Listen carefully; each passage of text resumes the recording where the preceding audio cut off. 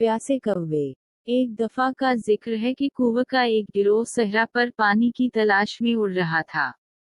वो चिलचिलाती धूप से कमजोर और थक गए थे।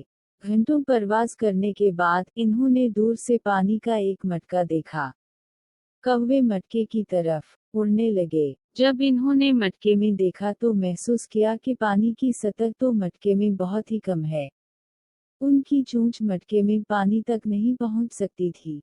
अब इन्होंने मटके को झुकाने की कोशिश करना शुरू कर दी, लेकिन ये मटका तो बहुत ही भारी था।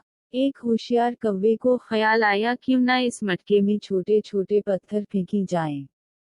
वो छोटे छोटे पत्थर उठाकर मटके में डालने लगा।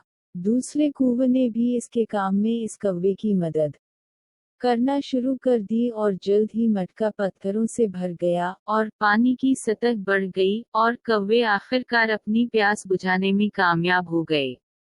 इन्होंने खुशी का इजहार किया और होशियार कौवे का शुक्रिया अदा किया।